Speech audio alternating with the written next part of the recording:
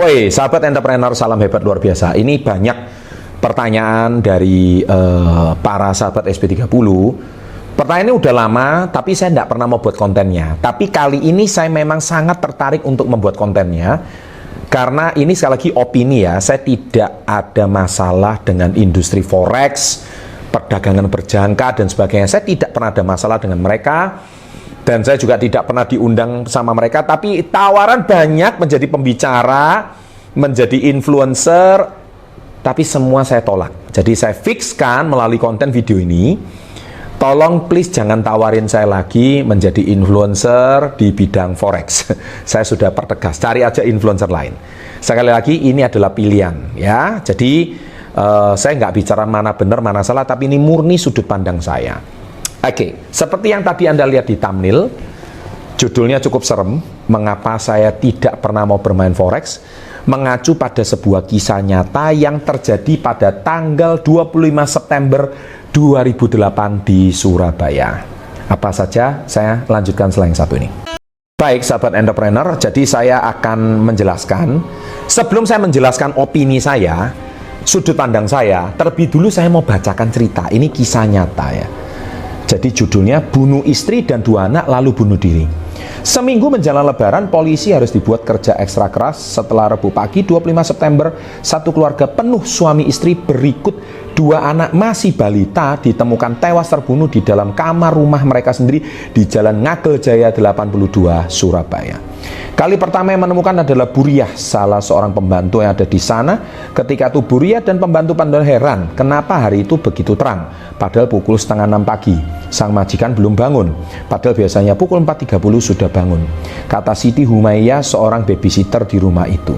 Penasaran, Buriah kemudian mencoba melongok ke dalam jendela kamar. Baru saja menyingkap gorden jendela, Buriah langsung berteriak histeris dan kemudian menangis. Butuh waktu berapa menit sebelum Buriah menyatakan kalau dirinya melihat Yanuar Stefanus berusia 37 tahun, nama majikan prianya tergeletak bersimbah darah.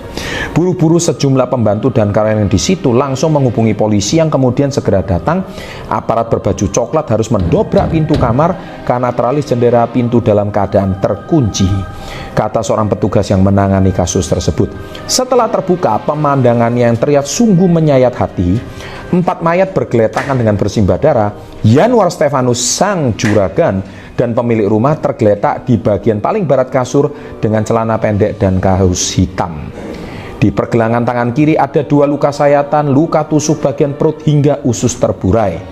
2 luka sayatan di leher, sebilah pisau kecil tergeletak di atas perut Yanuar dan sebilah pisau daging tergeletak menempel di paha pria yang sehari-hari bekerja di pabrik kopi kapal api tersebut. Persis di samping kanannya tergeletak Yonatan Jensen Sutanto, anak pertama Yanuar yang masih berusia 5 tahun. Lehernya terkoyak karena digorok. Di sebelah kanannya lagi tergeletak keadaan tertelungkup Kristalven Kevin Sutanto, si bungsu yang masih berusia 3 tahun. Sama seperti kakaknya, lehernya menganga setelah digorok, namun lebih lebar, sebagian tulang lehernya agak rompal. Sementara Seniwati, istrinya berusia 36 tahun, telentang di sisi berlawanan dengan posisi tertidur Yanuar, dan kedua anaknya sama seperti kedua anaknya, lehernya digorok. Namun di pipi dan dadanya ada banyak luka-luka gores akibat sayatan benda tajam. Selain itu di mulutnya ada lebam dan luka sedikit. Saat ditemukan, Seniwati masih menggunakan baju tidur bermotif batik. Nah, di tembok kamar maut itu ada sebuah tulisan yang ditulis dengan darah, diduga kuat ditulis oleh Yanuar, bertulis, "Aku diakalin oleh orang saja." Entah apa maksudnya, petugas masih belum mengetahuinya. Nah, sahabat entrepreneur, kisah ini belum selesai. Saya berikan linknya di kolom deskripsi, Anda silahkan baca. Berita ini tahun 2008 dan ini gempar di kota Surabaya. Nah, sekarang saya mau cerita. Berita ini ditulis tidak tahu penyebab pastinya kenapa dia bunuh diri.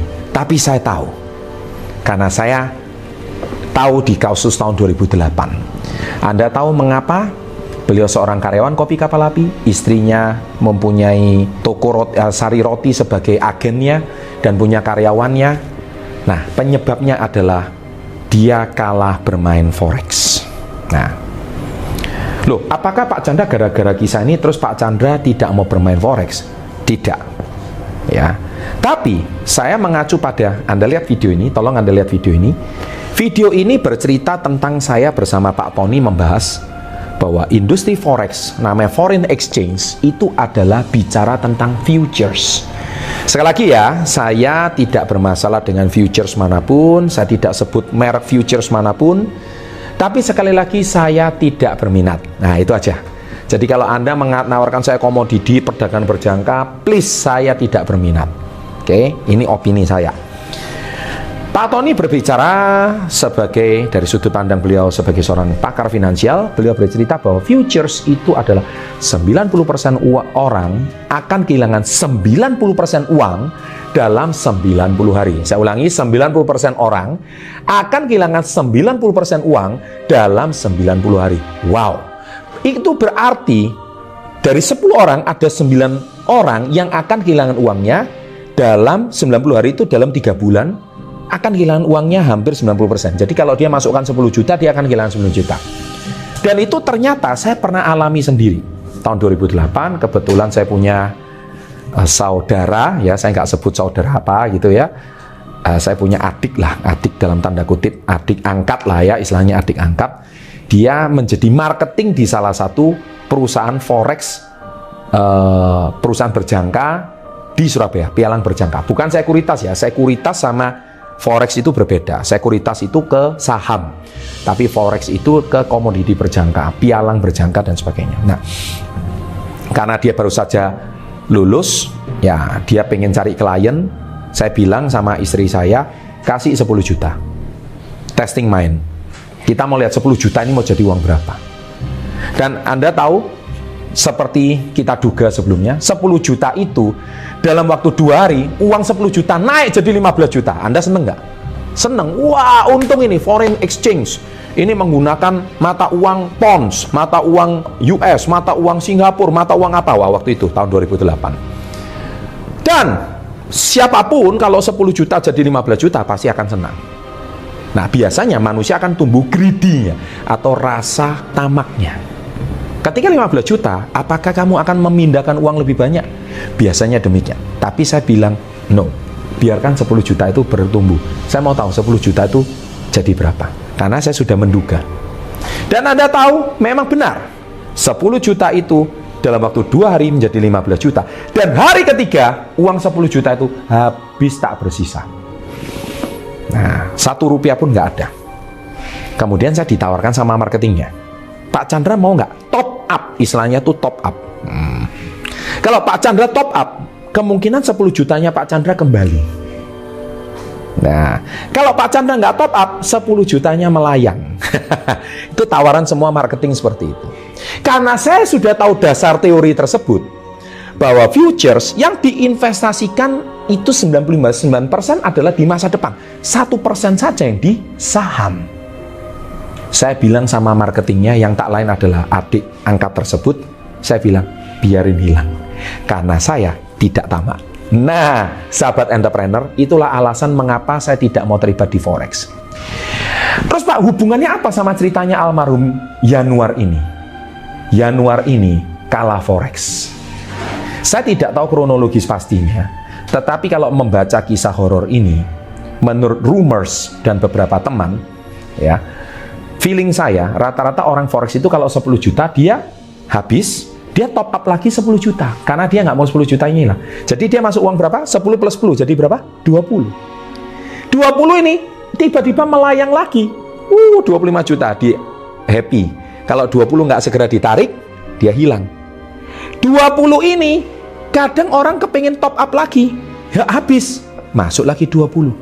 Nah, inilah kisah dari orang yang berada di perusahaan forex. Sekali lagi, saya tidak ada tendensi menyerang perusahaan forex manapun atau perusahaan futures manapun. Tidak ada tendensi. Ini murni pengalaman saya sendiri. Loh Pak, ada nggak Pak orang yang berhasil di forex? Ada. Mungkin kurang dari 10%.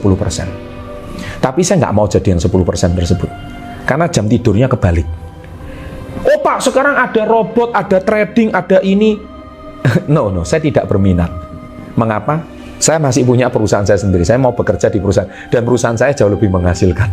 dibandingkan saya harus terlibat dengan perusahaan. Nah, sasarannya adalah para newbie, perusahaan-perusahaan futures ini, yang mana dia punya uang, akhirnya dia senang keranjingan, dia tidak konsen dengan pekerjaannya, dan akhirnya dia mendapatkan uang cepat dari tersebut.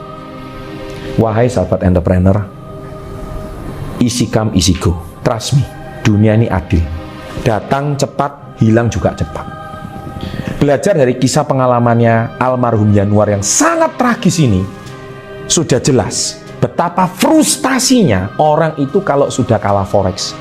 Dan saya menduga dia menggunakan uang yang semestinya untuk berbisnis, atau uang tabungan, atau jangan-jangan dia menggadaikan sertifikat rumahnya. Sekali lagi saya tidak tahu, tapi ini dugaan saya. Semuanya untuk forex, karena top up itu tadi, top up, dan top up.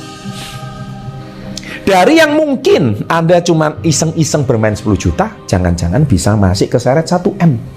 1M jangan-jangan keseret sampai 5M. Gimana Anda nggak bunuh diri? Makanya di tembok dia ditulis, aku diakali saja, kata-katanya seperti itu. Saya tidak mau kejadian Yanuar ini terjadi lagi di generasi zaman sekarang. Tapi kalau Anda bersikeras masih menganggap bahwa forex itu jalan hidup saya, sekali lagi itu pilihan. Saya tidak pernah menganggap ini sebagai sebuah statement pasti. Itu pilihan. Oke, sahabat entrepreneur, demikian opini saya. Anda boleh like, boleh dislike video ini. Bagi Anda yang mungkin pialang, bagi Anda yang mungkin marketingnya forex merasa tidak setuju, Anda mau mengatakan apapun di kolom komen, terserah Anda. Anda punya hak, ya. Tapi sekali lagi itu opini saya. Dan saya tegaskan, saya tidak berminat menjadi influencer forex manapun. Tawaran setiap hari ada, bukan cuma dalam negeri, termasuk luar negeri. Ya, sekali lagi, saya melalui video ini, saya klarifikasi, saya tidak berminat. Cari influencer lain yang mau. Saya tidak mau. Oke, meskipun duitnya besar, saya tetap tidak berminat. Oke, tapi kalau saham, yes, saya bersedia. Ya, karena saya sendiri juga mempunyai banyak portofolio saham. Sukses selalu. Demikian sharing video ini, semoga bisa menjadi pembelajaran bagi kita semua. Sukses selalu and salam hebat luar biasa.